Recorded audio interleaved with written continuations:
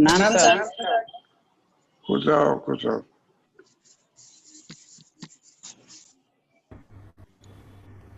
प्रणाम सर। खुश रहिए। प्रणाम सर। प्रणाम सर। खुश रहिए। प्रणाम सर। खुश रहो खुश रहो।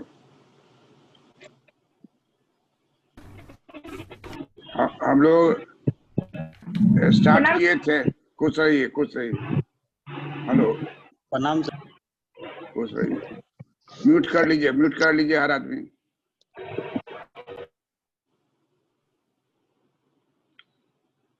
हम लोग शुरू किए थे और कट गया, जो फिर पूरा नहीं हो पाया। क्या था टॉपिक?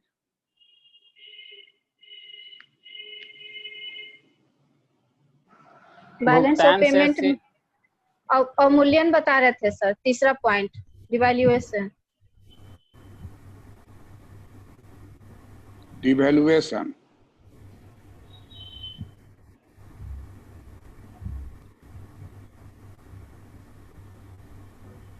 डिवैल्यूएशन और एक्सचेंज डेप्रिसिएशन में क्या अंतर है? सुनीता तुम बोलो तो।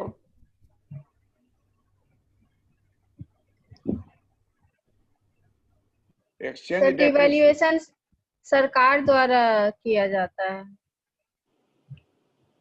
और एक्सचेंज डेप्रिसिएशन सेंट्रल बैंक। नहीं पता है सर।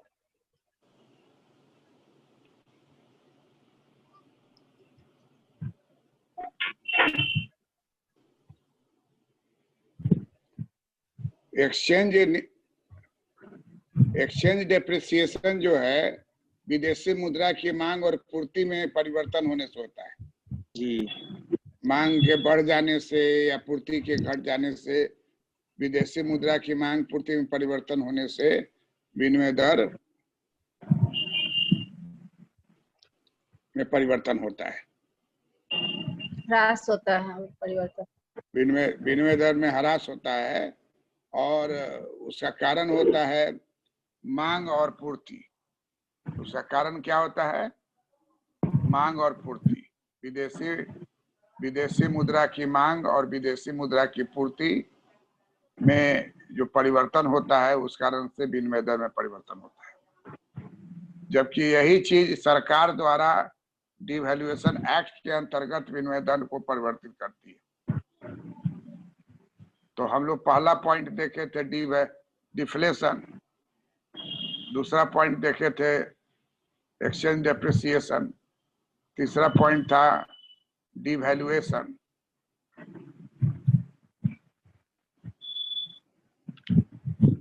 तो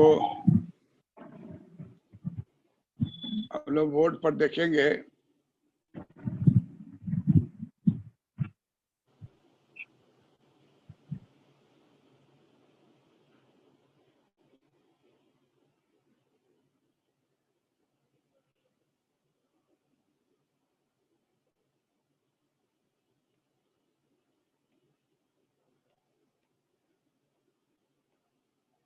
control of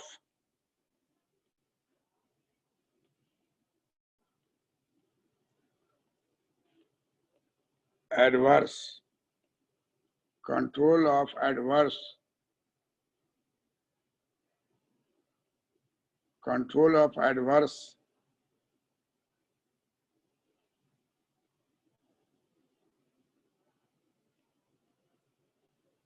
adverse balance of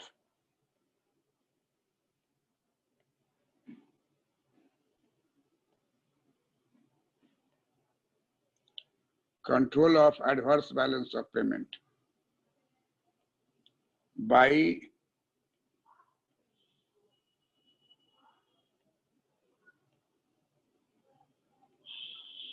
monetary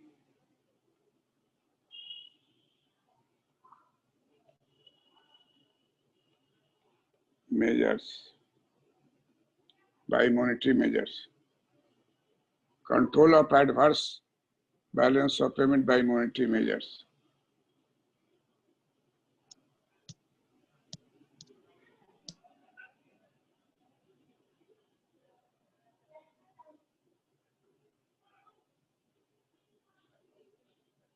मौद्रिक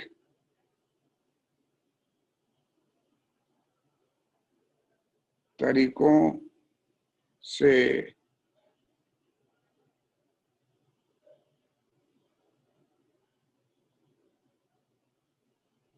व्यापार शेष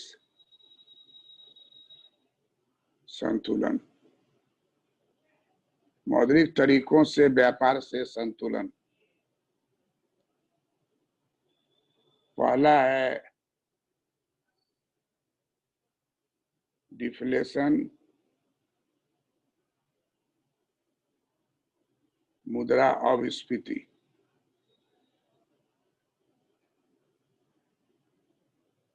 इससे मूल्य घटती है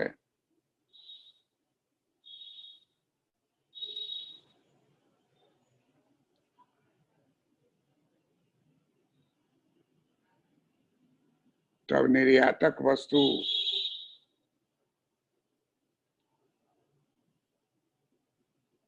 की कीमत भी घटती है।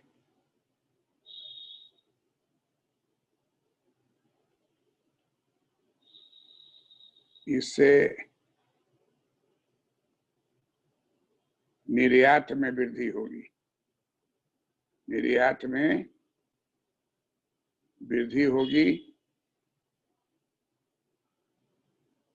और आरएफ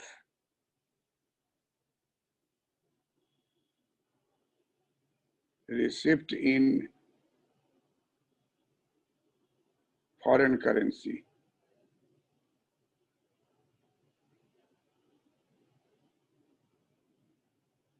में वृद्धि होगी।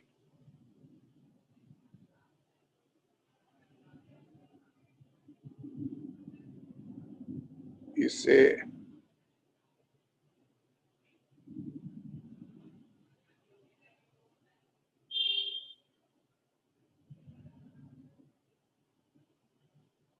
भुगतान शेष का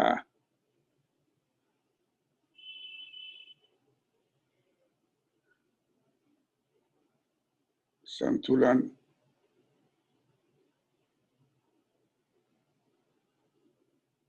प्राप्त होगा।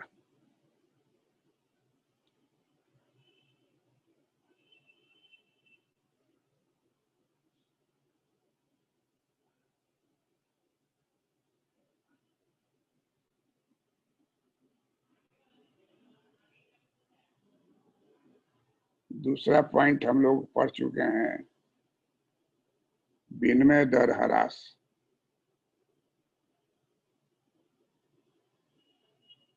यह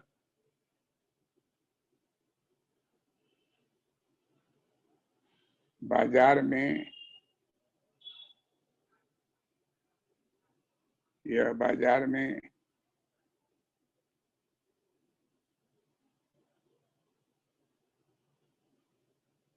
विदेशी मुद्रा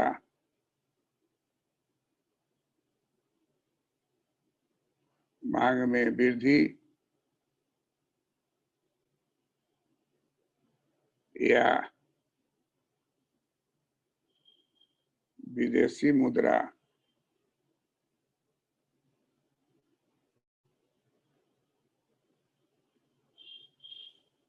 पूर्ति में कमी,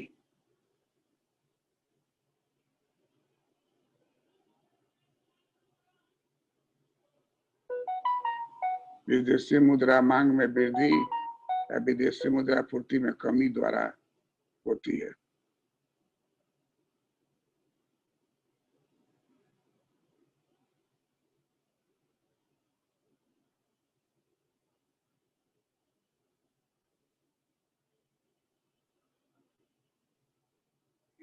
ये विदेशी मुद्रा की मांग है, ये विदेशी मुद्रा की पूर्ति है और 70 रुपया रेट है। अगर पूर्ति घट गई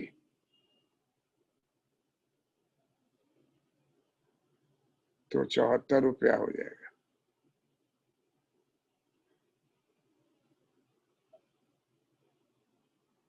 और अगर मांग बढ़ गई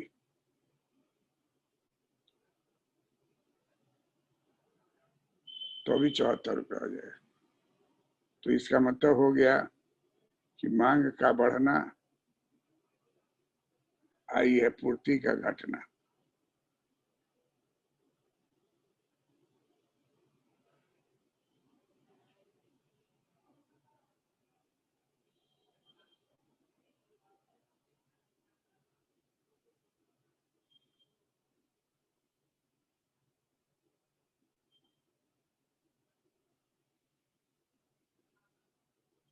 ए से बी हो या सी हो,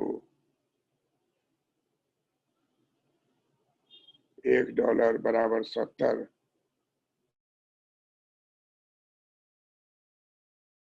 पूछे कि विनिमय दर ह्रास कैसे होता है, तो बाजार के शक्तियों द्वारा। बाजार की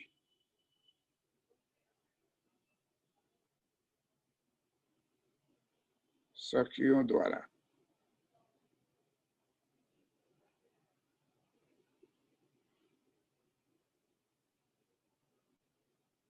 विनिमय दर ह्रास होगा।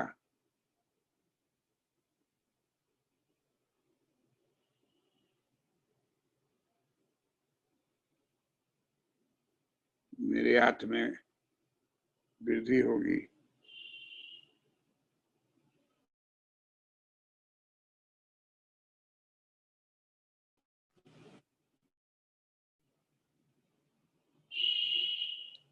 निर्यात में वृद्धि होगी। विनिमय दर ह्रास होगा, निर्यात में वृद्धि होगी।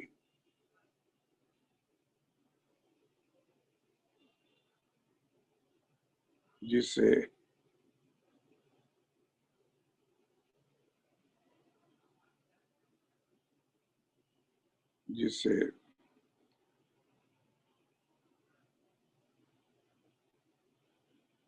भुगतान शेष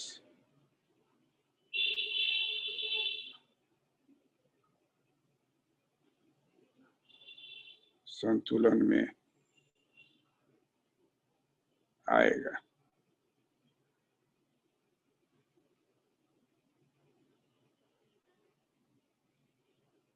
संतुलन में आएगा।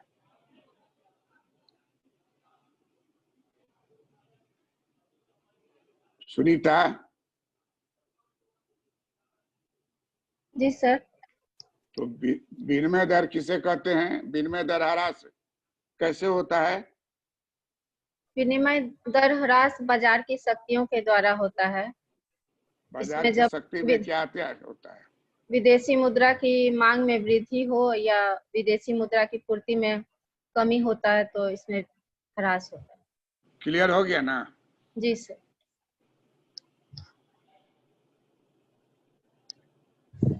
तीसरा है, उसको बोलते हैं डिवैल्यूएशन। डिवैल्यूएशन का मतलब हो गया अवमूल्यन।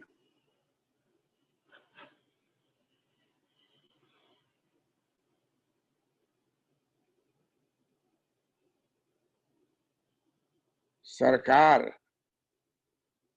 देश में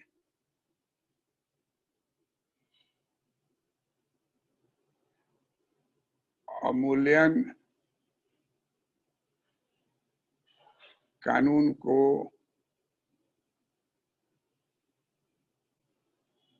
पालन करते हुए $1 बराबर 70 को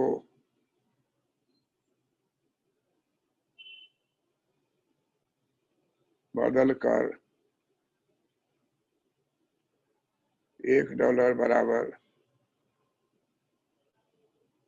74 कर देती है।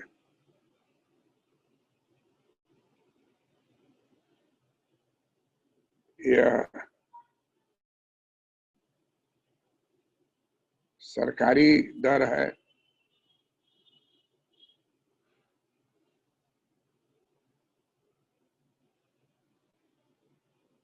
इसमें कोई परिवर्तन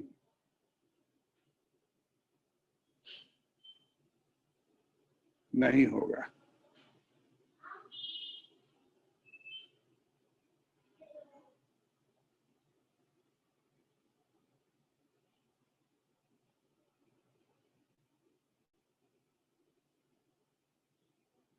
अवमूल्यन का प्रभाव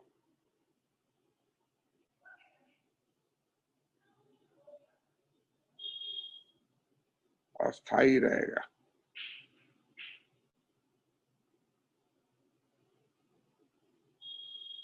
जबकि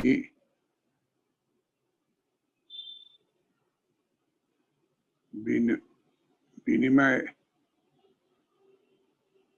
दर ह्रास अस्थायी होता है, अस्थायी रहता है।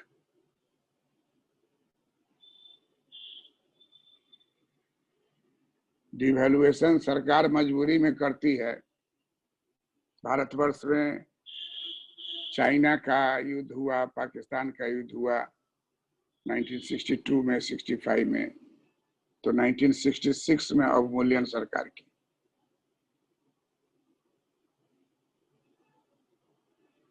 1990 में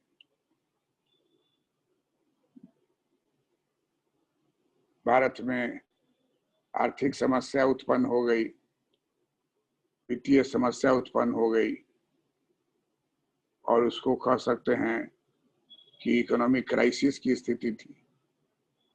तो 1990 में थी, 1991 में IMF के अनुमति लेकर इसको करना पड़ता है। IMF के अनुमति पर 1991 में जुलाई महीने में 2 बार अवमूल्यन किया गया।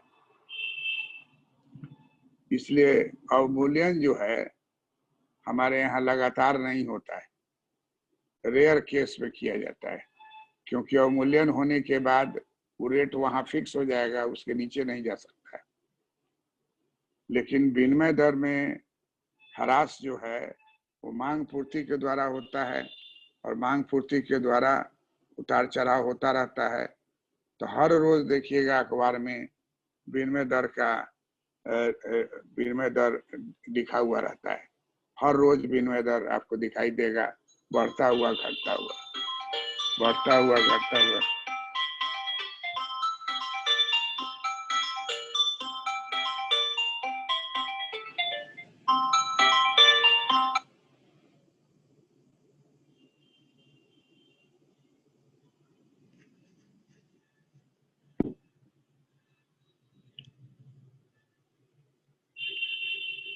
तो डिवैल्यूएशन का प्रभाव जो है, इसका प्रभाव पड़ता है तो उसी तरह, लेकिन चूंकि ये खतरनाक है कि एक बार बदल दिया तो फिर नीचे नहीं आ सकता है। अब विनिमय दर ऊपर नीचे होता रहता है बाजार के शक्तियों के द्वारा। तो दोनों में किसको प्रेफर किया जाता है? विनिमय दर ह्रास को। उसी को किया जाता है और उसी से होता है। जी। 3 हो गया। चौथा तरीका है, उसको कहा जाता है एक्सचेंज कंट्रोल।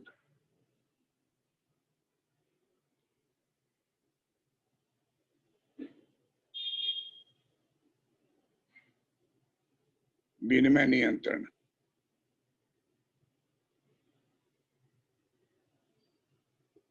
ये 1990 के पूर्व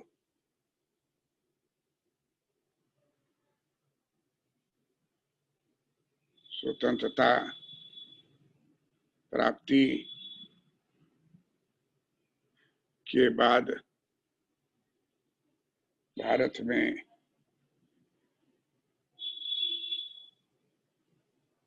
विनिमय नियंत्रण कानून फेरा, फॉरेन एक्सचेंज रेगुलेशन एक्ट फेरा नियंत्रण कानून, फेरा कानून लागू था। फेरा कानून लागू किया गया।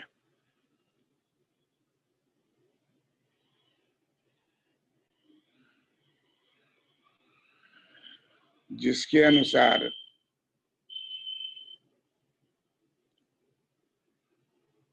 कोई भी व्यक्ति या फर्म डॉलर का लेन देन आरबीआई के माध्यम से करेगा,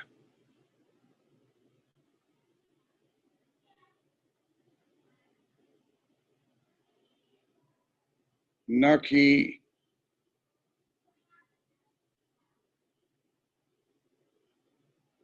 डायरेक्ट लेन देन, न कि डायरेक्ट लेन देन डॉलर का होगा।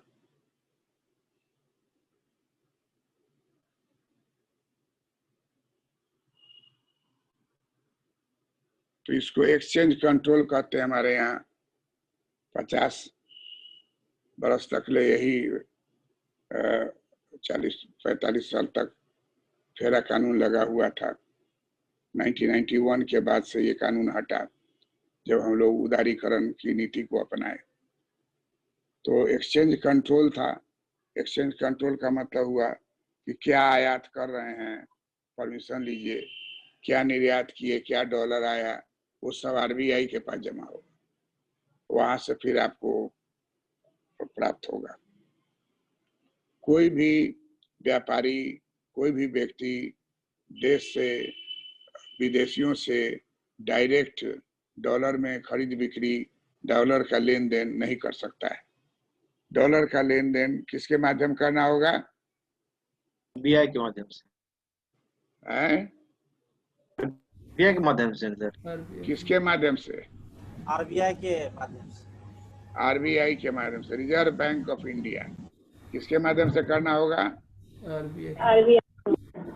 RBI, reserve bank of India. कोई डायरेक्ट नहीं।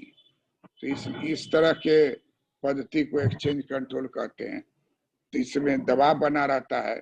सरकार देखेगी कि ये बहुत आयात कर रहा है, तो उसके ऊपर दबाव डालेगी।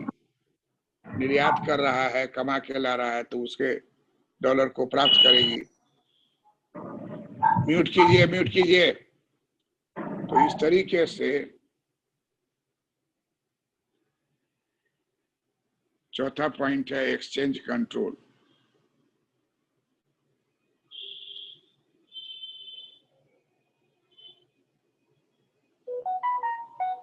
पांचवा पॉइंट है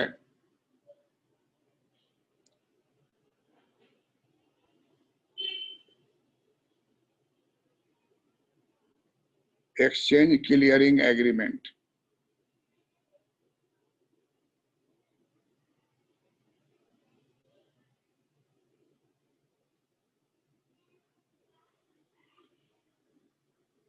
ECA।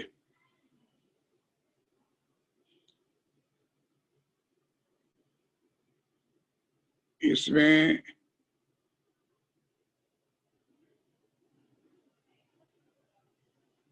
आयात और निर्यात, आयात और निर्यात, आयात और निर्यात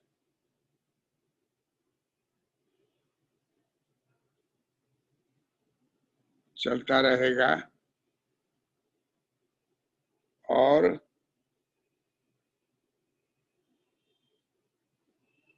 निर्यात स्वतः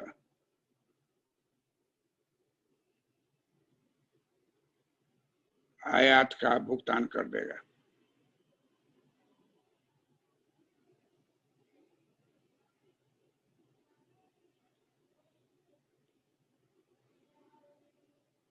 इसमें विदेशी मुद्रा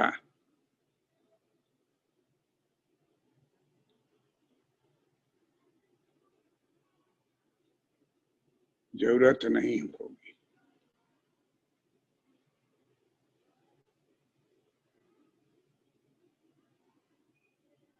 वस्तु का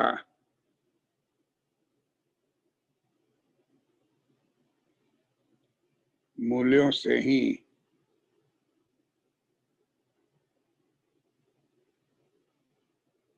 लेन देन हो जाएगी।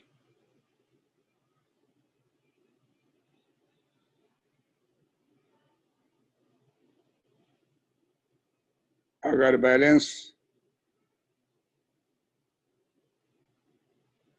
निकला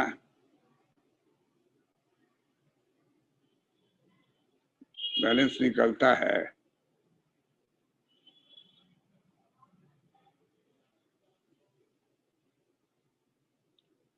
तो कैरी ऑन हो जाएगा।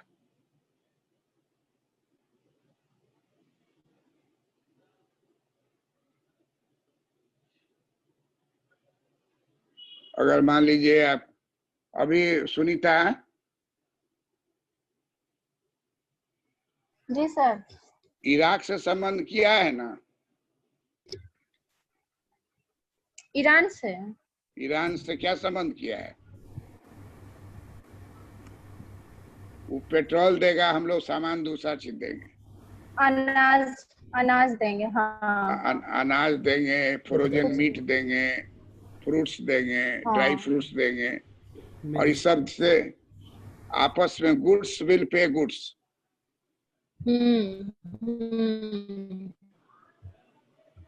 मोतीलाल जी सर, ऐसा था सर।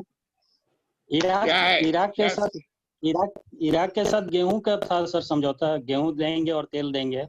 और यूएसएसआर के साथ, जब यूएसएसआर भंग होने से पहले भी ऐसा था सर। यूएसएसआर के साथ भी वस्तु के लेन देन से ही हम लोग का काम चल जाता था बहुत हद तक। तो इसी को एक्सचेंज क्लियरिंग एग्रीमेंट कहते हैं। ये आपस में एग्रीमेंट कर लेंगे कि क्या जरूरत है डॉलर के फेर में पड़ने का। आपका जितना माल हुआ, क्या दाम हुआ, हमारा क्या हुआ दाम हुआ, दोनों का डिफरेंस जो होगा उतना हम डॉलर आपको दे देंगे। और अगर छोटा अमाउंट है तो कैरी ऑन भी हो जाएगा, अगले वर्ष में मेकअप हो जाएगा। तो इससे बहुत ही निजात होता है और आराम हुआ। और वर्ल्ड वार के पहले जो है, वर्ल्ड वार के समय में इस सब का उपयोग बहुत किया गया।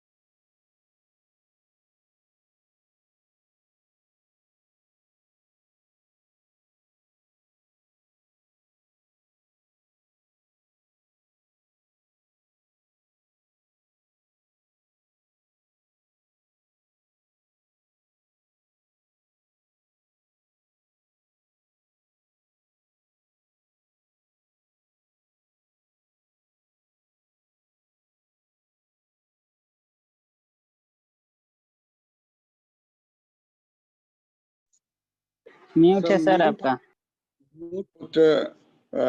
वर्ल्ड वार के समय में बहुत ज्यादा उपयोग में लाया गया। बाद में धीरे धीरे जो है ये मंद पड़ता गया, क्योंकि विश्व में खुलापन को पसंद करने लगा और धीरे धीरे हर देशों में उदारीकरण, लिबरलाइजेशन, प्राइवेटाइजेशन होने लगा और ये उपयोग में नहीं आने लगा। तो ये 5 नंबर समझ गए इस बात को, एक्सचेंज क्लियरिंग एग्रीमेंट। जी सर।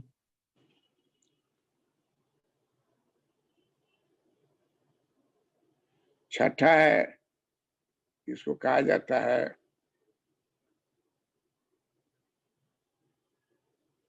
Multiple exchange rates.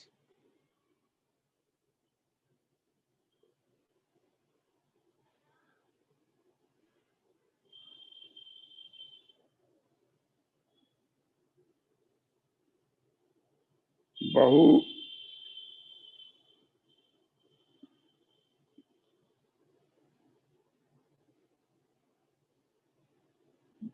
विनिमय दर।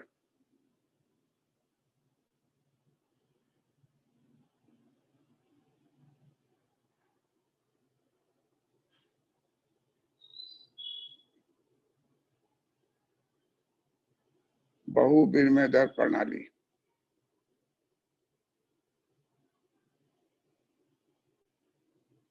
इसमें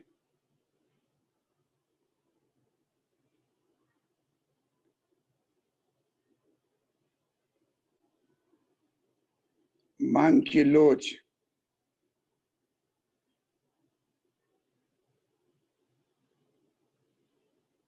बेलोचदार है।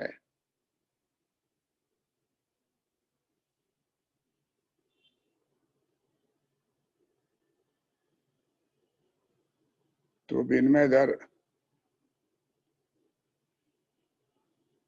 अलग होगा।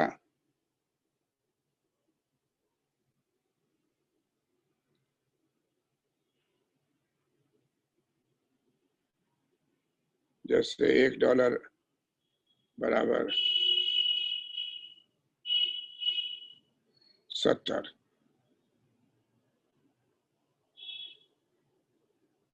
अगर मांग की लोच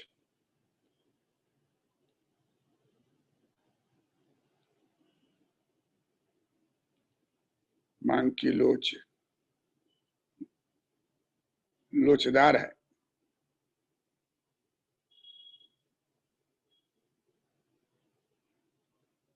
तब कहेगा ठीक है भैया आप $1 का 74 लीजिए। क्योंकि लोचदार का मतलब होता है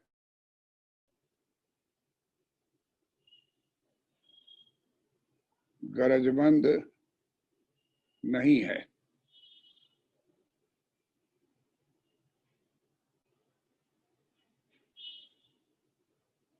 लोचदार का मतलब होता है गरजमंद नहीं है। अब बेलोचदार का मतलब होता है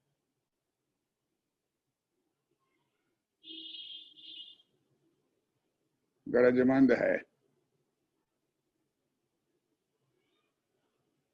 बेरोजगार का मतलब क्या होता है? गरजमंद है। तो गरजमंद जो होगा उसको कहेंगे कि हम 70 में ही आपको $1 का 70 का ही सामान देंगे। अब गरजमंद है तो लेबे करेगा। गरजमंद है तो लेगा कि भागेगा? ले लेगा। ले लेगा। तो इस तरह से 20-20, 30-30 वो रेट बनाए हुआ रहता था।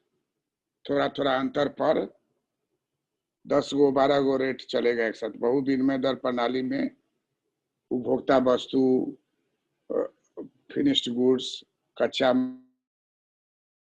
बनाया हुआ था। आधार यही था कि आप गरजमंद हैं, इलास्टिसिटी ऑफ एक्सपोर्ट जो है लोचदार है, इलास्टिसिटी ऑफ एक्सपोर्ट बेलोचदार है, उसी के आधार पर रेट बना था। ये ठीक उसी तरह से हो गया जिस तरह से एकाधिकार में मूल्य विभेद होता है। मूल्य विभेद में क्या होता है?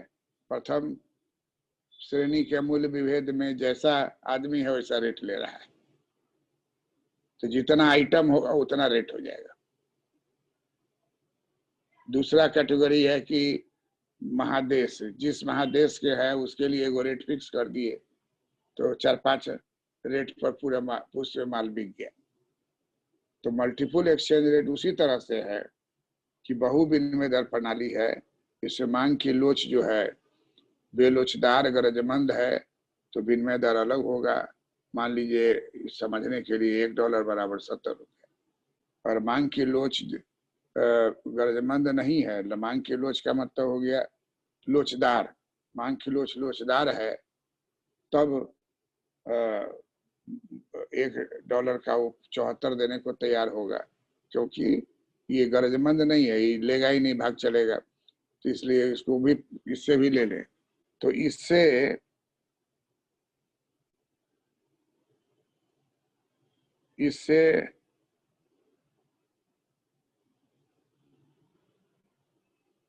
अधिक से अधिक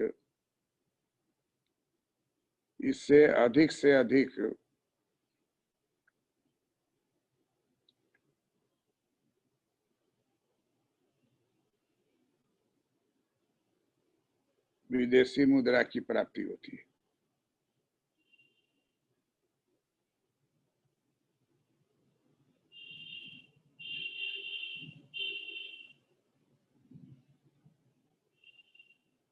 विदेशी मुद्रा की प्राप्ति होती है।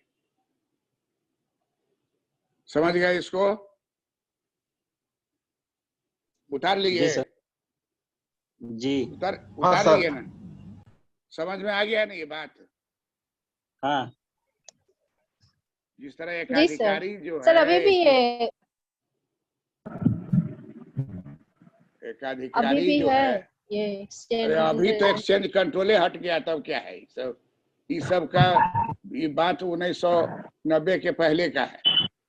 70-75 में। अरे 70-75 के समय में भयानक स्थिति में था। बहुत बुरा हमारे स्थिति पास थी। डॉलर नहीं था। हम्म। 1987 में हमारा एक आर्टिकल जो है, पेपर, रिसर्च पेपर होता है ना, जी तो सर। रिसर्च पेपर अमेरिका में एक्सेप्ट हुआ। अमेरिका में कैलिफोर्निया जगह है, कैलिफोर्निया में ही लॉन्ग विच एक जगह है, वहीं पर हमको जाके पेपर का प्रेजेंटेशन देना था।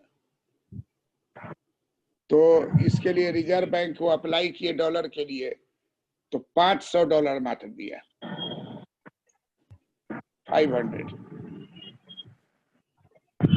एक जो आदमी अमेरिका उस समय कई बार जा चुका था, उससे जाके मिले तो बोला कि वहाँ जो एयरपोर्ट है, बहुत विशाल विशाल एयरपोर्ट है।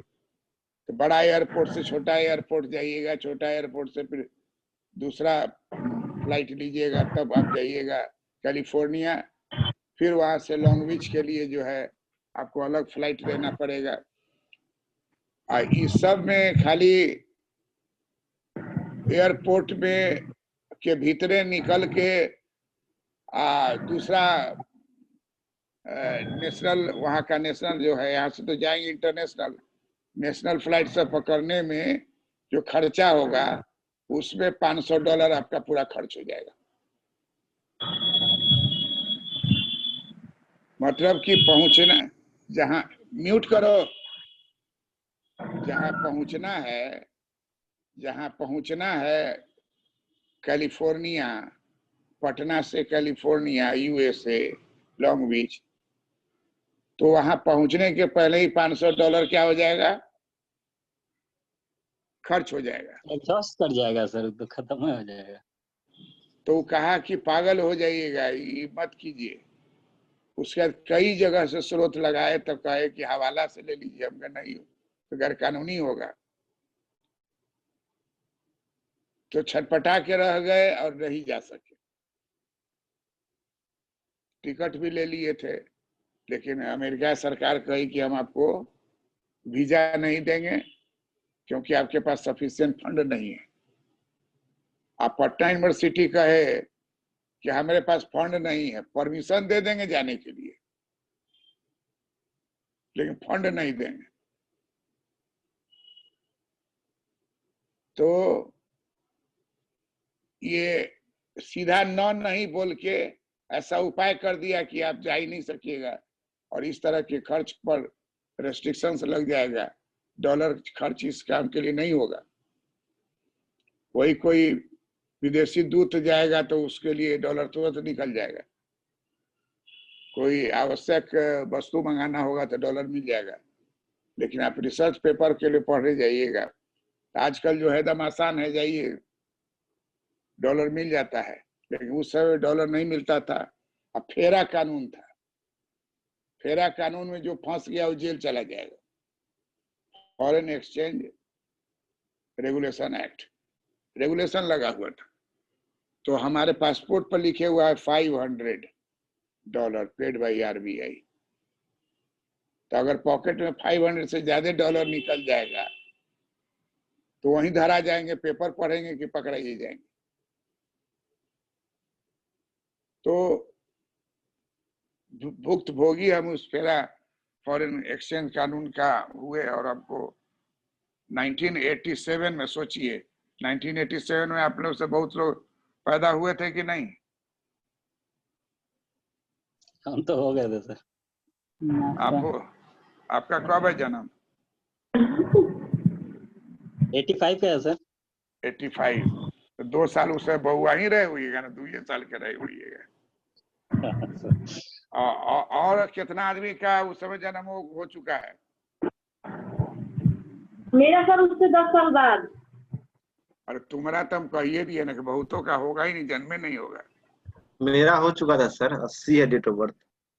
हाँ, तो 1-2 आदमी सीनियर हैं जो उस समय बुतरू के रूप में रहे होंगे। तो 87 का कहानी था। पूरा अखबार में, टाइम्स ऑफ इंडिया में उस समय सर्च लाइट निकलता था, टाइम्स ऑफ इंडिया भी था, सब में इस बात का रिपोर्टिंग किया गया कि डॉक्टर PC वर्मा जो है अमेरिका जा रहे हैं, कैलिफोर्निया में इनको पेपर प्रेजेंट करना है। तो सुनने में बहुत अच्छा लगता था। और जब तक ले जाने का दिन नजदीक नहीं आया हुआ था, तब तक ले जितना आदमी कंग्रेचुलेट करता था, सबसे खूब तेजी से हाथ मिला लेते थे। लेकिन हमको बुझा गया था कि डॉलर मिलना आफत है। कई लोगों के पास गए, लेकिन वही खाली हवाला मार्केट से आप ले सकते हैं, तो गैर कानूनी है। वो सब गैर कानूनी काम के लिए लेता है। हम कह रहे हैं कि हम पेपर पढ़ने जा रहे हैं, तो पेपर पढ़ने जा रहे हैं तो ये रिसर्च का काम है, इसको तो इनकरेज करना है आपको। कहा कि इनकरेज कर रहे हैं ना, कि आपको परमिशन दे दिए कि जाइए, न तो यही रोक देते कि नहीं भेजेंगे। तो आपको परमिशन दे दिए, अगर आप डॉलर जमा कहीं से कर लीजिए तो जा सकते हैं। तो बहुत टाइट था। तो इसलिए ये सारा कारोबार अब बेमाने है। अब एक्सचेंज रेट जो है, flexible and exchange rate policy है, जो अपने आप निर्धारित होता है मांग पूर्ति के द्वारा। कहीं कोई नियंत्रण, कोई कंट्रोल नहीं है। फेरा हटा के फेमा ला दिया है। फेरा हटा क्या ले आया है? फेमा। कैमा पॉइंट था, जा देखिए तो पॉइंट नंबर छठा था सर, और 7वां होगा। पॉइंट नंबर 6 है। 7 हो जाएगा ये, जो लिखेगा वो 7वां होगा। अच्छा, 7वां। तो 7वां जो है,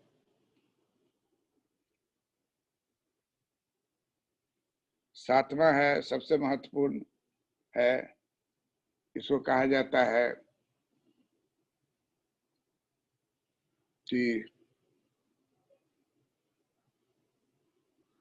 एक नियम हमारे यहाँ है कि अगर मान लीजिए कि कोका कोला का पैसा हमारे यहाँ डॉलर में जमा है और वो अभी हमारे पास नहीं है, तो हमारे पास कानून है जिसके अंतर्गत हम कहेंगे कि इसको 6 महीने के लिए रोक दिया जाए। Letter of credit type? नहीं, क्रेडिट नहीं, ये रोक एक तरह से है। अच्छा, रोक लगाना।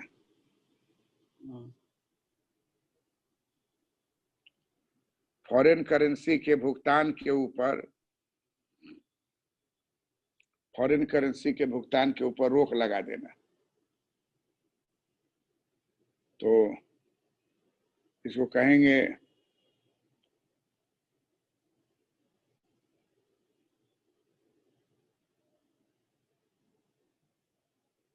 विदेशी मुद्रा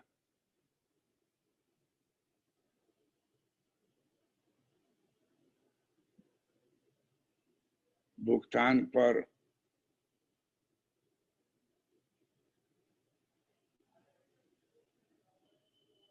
रोक लगाना, इसको कहा जाता है मोरेटोरियम।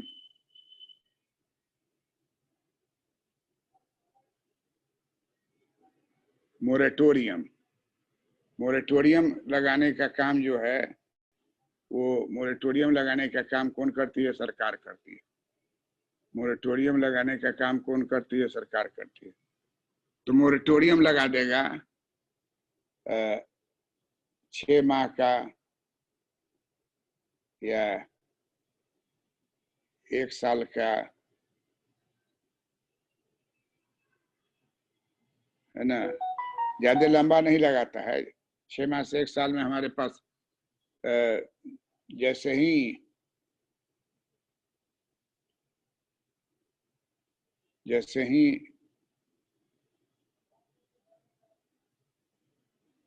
विदेशी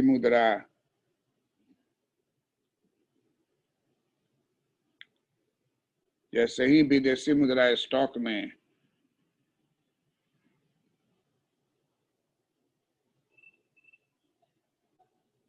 वृद्धि होगी,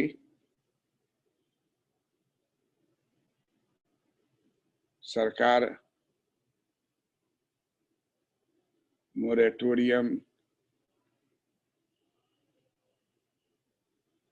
मोरेटोरियम हटा लेगी।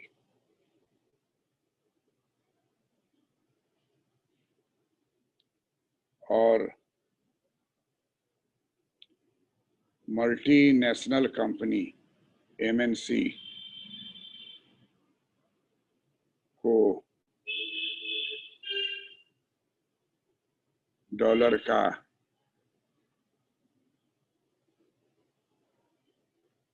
भुगतान हो जाएगा।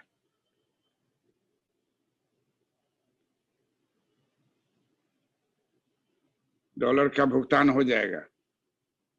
लिख लिए? जी सर।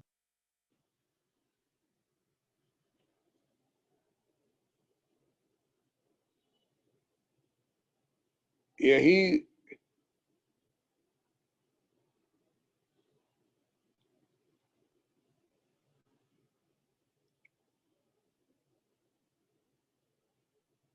इन्हीं तरीकों को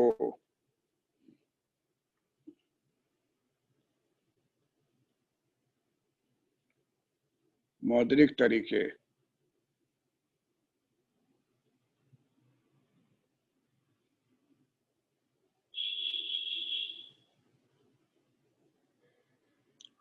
तरीके कहे जाते हैं, जिससे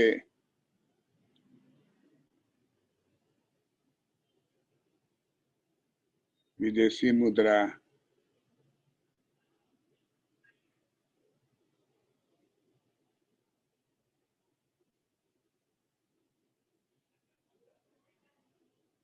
की कमी के समय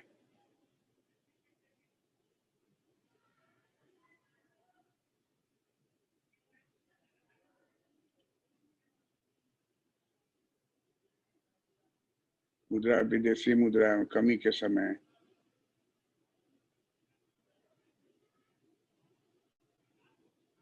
डॉलर की प्राप्ति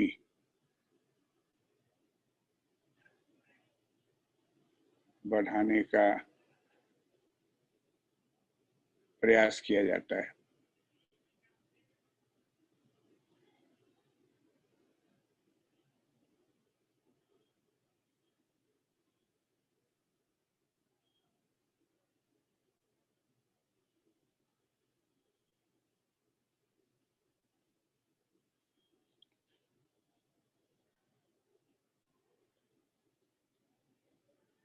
फेरा को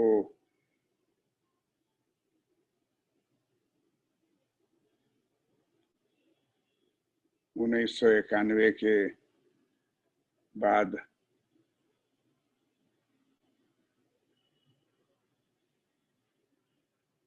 हटाकर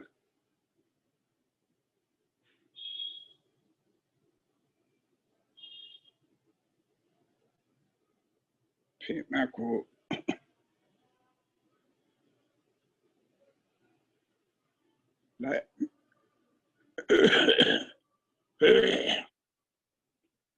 लाया गया।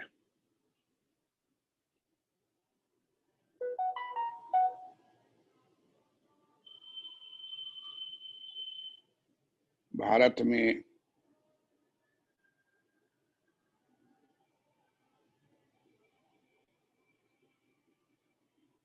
विदेशी मुद्रा भंडार, भारत में विदेशी मुद्रा भंडार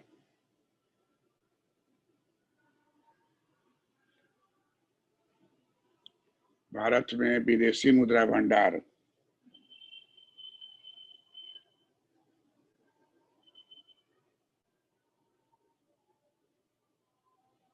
दिसंबर 1990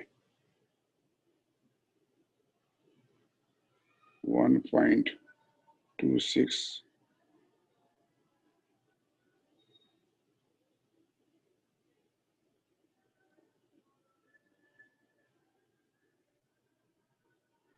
बिलियन डॉलर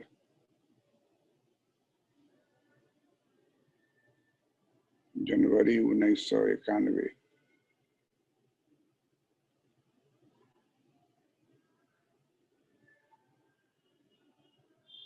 $1 बिलियन। अभी कितना है 2000? $545 है सर सितंबर में।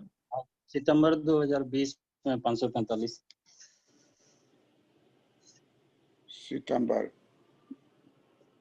सितंबर में कितना था? 545 सर। 545 सर, 545.18 था तो 500 545.18 जी बिलियन डॉलर। हाँ सर। जी।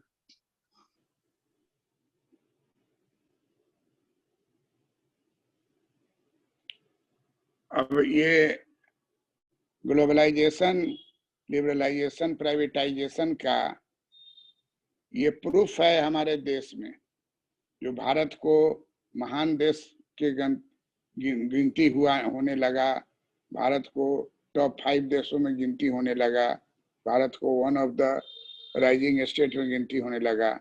इसके पीछे क्या कारण है? Dollar stock. जिस देश में $1 था 1991 के जनवरी $1 बिलियन।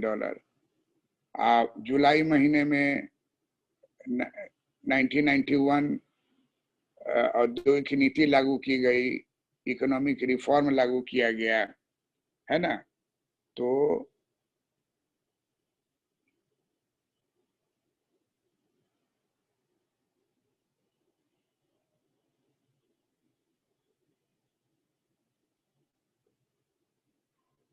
इकोनॉमिक रिफॉर्म और national industrial policy,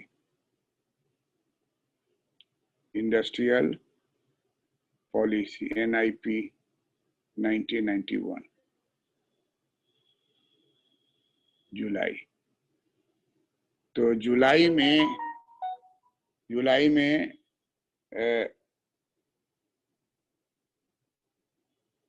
national economic reform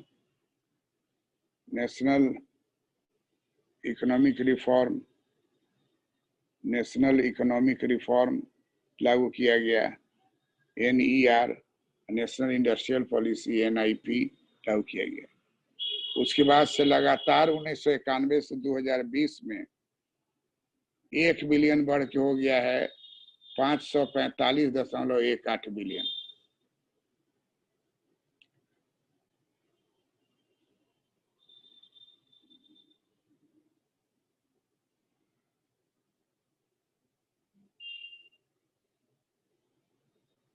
इस समय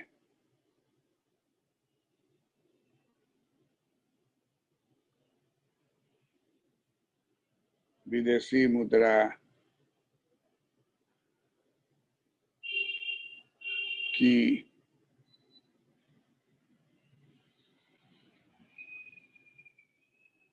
मात्रा अधिक है।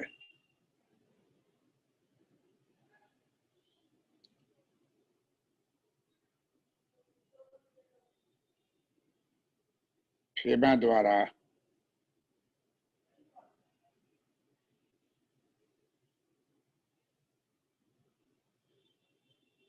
इसका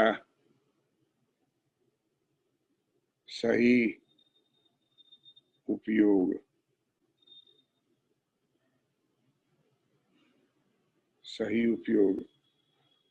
किया जाता है।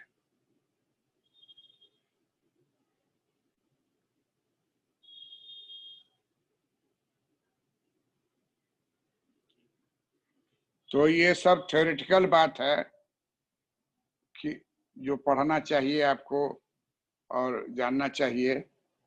वैसे हमारे पास डॉलर जो है वो आप खुद देख लीजिए कि क्या स्थिति है। तो हम लोग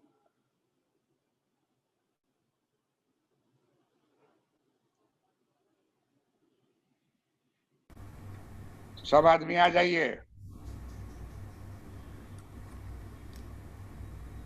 बहुत प्रभाव पड़ रहा है। कह रहा है बिहार में शिक्षक और छात्र के बीच संबंध बड़ा सामान्य है। कई लोग जो है कह रहे हैं कि कैसे ये सब करा रहे हैं आप, कैसे ये सब होता है ऑनलाइन टीचिंग। तो ये आप लोगों का अच्छा संबंध है, अच्छा विचार है जो हम लोग इस काम को कर रहे हैं और पूरा विश्वास है इसमें हम लोग सफल होंगे। आप लोग क्या कीजिए, पढ़ाए हुए बात को याद कीजिए, बिना देखे हुए लिखिए, वही चाहिए, कॉपी में वहां लिखाना चाहिए। ये काम आप करते रहिए। That's all, thank you. End of the meeting. प्रणाम सर। खुश रहिए, खुश रहिए, खुश रहिए।